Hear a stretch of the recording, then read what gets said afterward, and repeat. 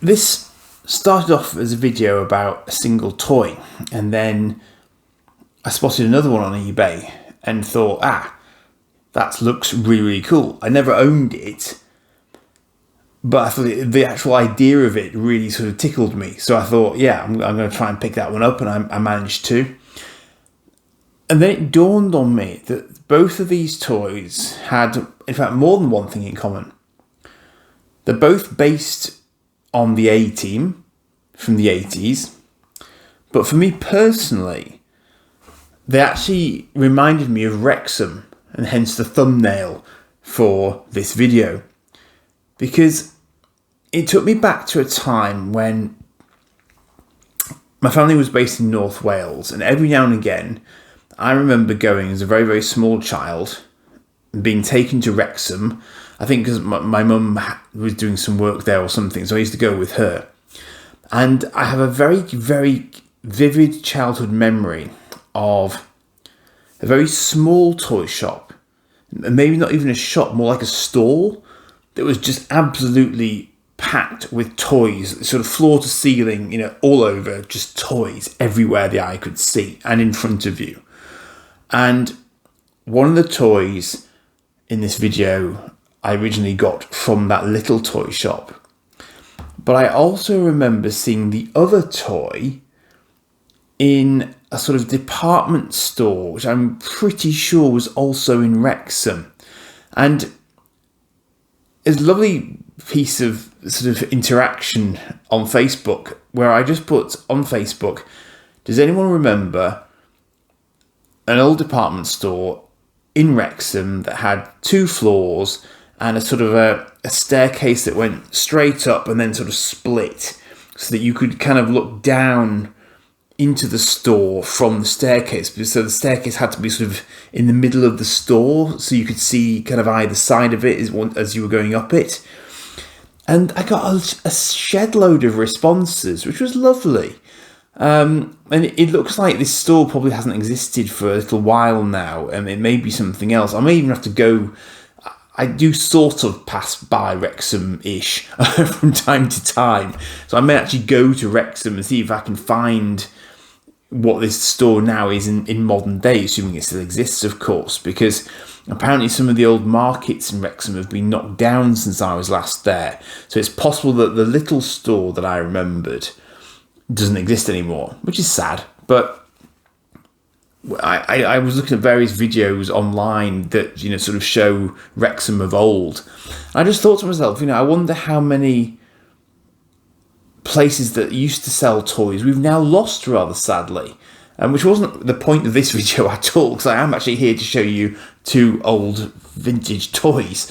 But it just led me into that path of thinking inevitably, because I link these toys with Wrexham in my head, and very particular toy stores as well, because that's why the memories are so vivid for me, I think.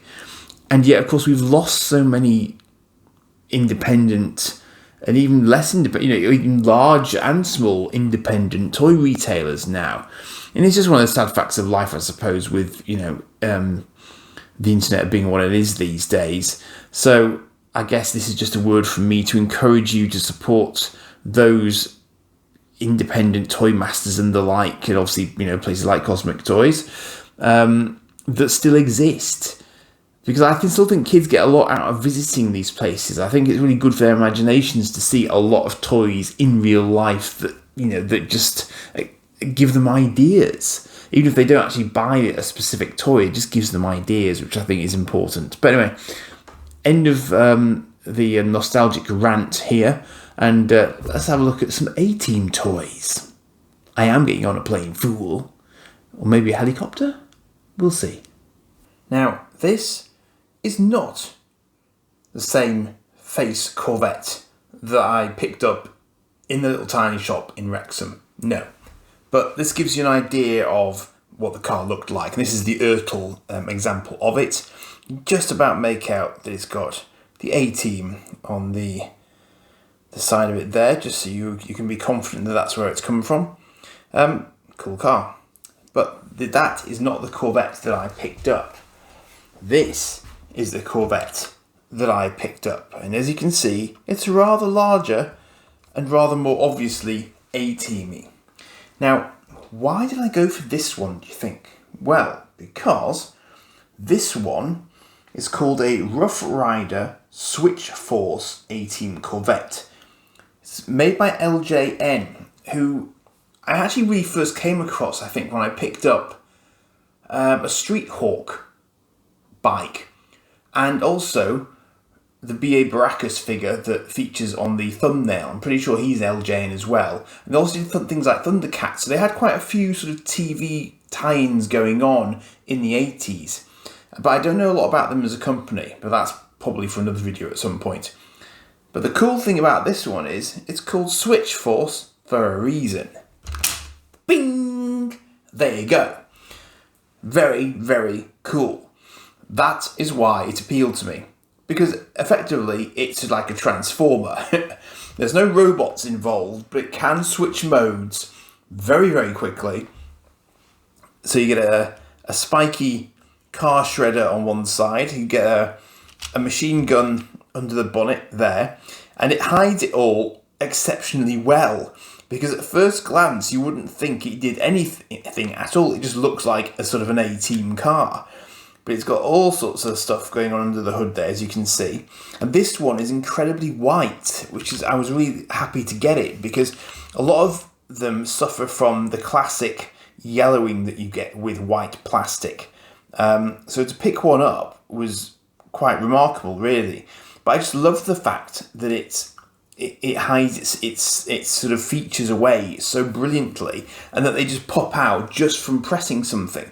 But it doesn't stop there. There's more to this than I actually remembered, because you'll notice there's an exposed battery compartment here, which I don't have the flap for, unfortunately. But if you switch it on, and I may have forgotten how to switch it on. Oh, there it is. It also does this. So that's pretty cool. And that will basically just keep going and keep going and keep going in a straight line until it hits something. So not only does it have the transformation functionality, which is driven by that button underneath it, it also has power. So all in all, I think that was a really, really cool toy. And I think that the combination of those factors is probably why I have such a very, very clear memory of picking it up. I have no other reason to explain why I have this distinct memory that links the place where I got this from with the item itself. Because that's got to be pretty unusual, right? More than 40 years on, probably. And I still remember the sort of the impression that I was left with. I guess it's what do they call them? Core memories or something like that? Well, that would be a core memory for me, I guess. Which may explain why I've come back around to getting toys again. So that was this one. And this is the one that I did have. So now let me show you one that I did not have. Now then, I have to give all due credit to the person who packed this for me on the eBay side of things, because the helicopter blades here must have been terrifying to pack and not break in transit. I mean, they did a superb job. It was all nicely bubble wrapped, so it got to me in one piece. And as you can see, this is the A-Team Command Chopper. Now, this is the thing that I remember seeing in Wrexham at the top of the stairs in this toy store that I was thinking of. But I don't think I ever actually had it. I'm pretty confident that I would remember having actually had this. And I bet it was quite expensive. But the reason that I got this from eBay, because I didn't have any memory of having had it, is because I think it's incredibly cool. And of course it never appears in this series. It is not part of the series at all. BA didn't like flying, full stop, so I'm not sure he would have been terribly keen on helicopters. So there would be no plot reason for them to have a helicopter to hand in the A-Team van colours. So of course this is just a toy for the sake of having a toy. But it was compatible with this. This is an A-Team Rough Riders. Now, both of these are by LJN again, but this actually fits inside the helicopter, and I'll show you for why, hopefully, because I've never actually tried this live. But as you can see, this has a little... Sorry, the rotor blade is getting in the way. This has a motor, so it's powered, and it's also got a light inside as well. So it's pretty cool in and of itself. And it's another... You should be able to see LJN Toys there, New York. Made in Macau, I think it says. You can probably see that there, can't you? Yeah. So that's pretty cool. Now, I vaguely remember Rough Riders. I can't remember exactly what their functionality was, but I think it has something to do with these protrusions off their wheels. I think they were just basically, they were intended to be four-wheel drive, because you can see that all the wheels drive at the same time. So I think they were just basically supposed to be kind of go-anywhere little cars, you know, and powered as such. I'm not even sure where you'd put the batteries in, to be honest. I think plus the actual sort of shell would lift off. But as you can see, it's quite a decent A-team van. This one's called the Enforcer. And it is called a Rough Rider 4x4 Enforcer. But this is the really, really clever bit. If I lift this up, can you see that inside here is an Enforcer-shaped hole? So apparently what you do is you slot the Enforcer vehicle into here, and then I think that these rubber cups, in fact it might even be wise, I say I've not done this before, so bear with me. Yeah, so if you use this trigger on the back of the tail here, that retracts everything so it can drop out. But then you plonk the Rough Rider in there, those things settle in, and then when you turn the Rough Rider on, hopefully, if this works as intended, which it isn't doing,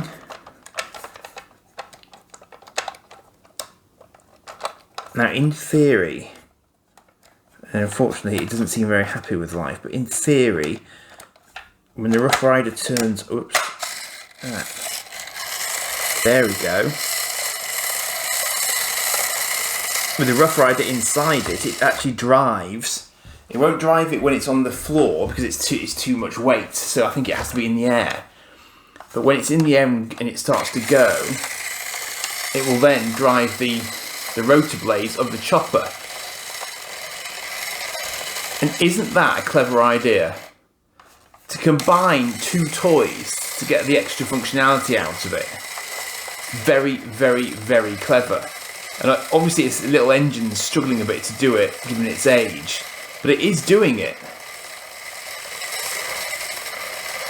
So that is a very, very clever idea. And I just think that, I mean, it reminds me a little bit of the Battle Hawk, because you can just drop it down like this. And out pops the Enforcer, and off it can go and do its thing. And then the helicopter just flies off having dropped it. So, you know, you can see the play value in that is very, very clever. I've also seen a little picture of it which suggests that you could get a sort of an external pump for this command chopper, and I wonder if that was actually originally part of it, because you see there's a pipe here.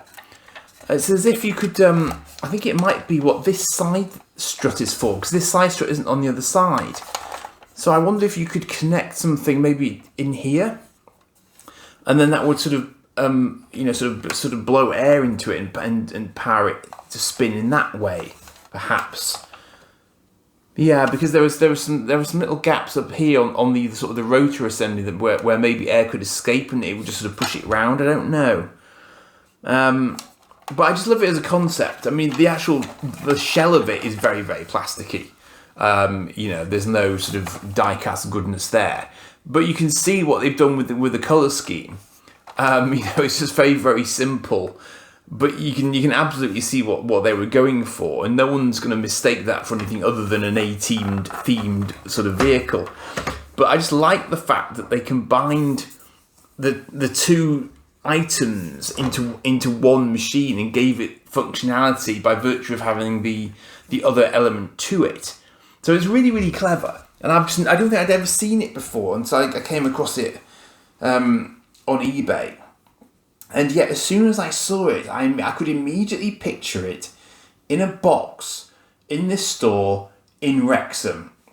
And it must have been that particular sort of era when the A-Team was at the peak of its popularity, and I just happened to be around toy stores at that point in time, where I'd gotten to an age where I could potter around with my mum going to toy stores in Wrexham. And I've just picked up these A-Team items now, 40 odd years later, and they look exactly as I remember them back then, and my memories of them are still very, very clear. So even though I never had the Command Chopper, because I bet that was way more expensive than the Switch Force Corvette was, I do remember the Switch Force Corvette very, very fondly indeed. Because, as I say, it just did such a great job of hiding itself. Because if you just sort of, you push that in, you attract everything, it doesn't look like it's got anything to it. It just doesn't. It's brilliant. So I just thought that was a really, really clever piece of engineering. And I didn't have any Thundercats toys, believe it or not. So maybe I would have appreciated that line as well with, of their sort of Thundercats products as well. Because if they were of that sort of standard, then I'm sure I would have done. But as I say, just one of those things that I didn't actually pick up on, even though I love the cartoon. But anyway, so there you are. That's the LJN A-Team Rough Riders Switch Force A-Team Corvette and 4x4 Enforcer, and of course the Command Chopper for the A-Team. Do like and subscribe as ever. Cheers for now.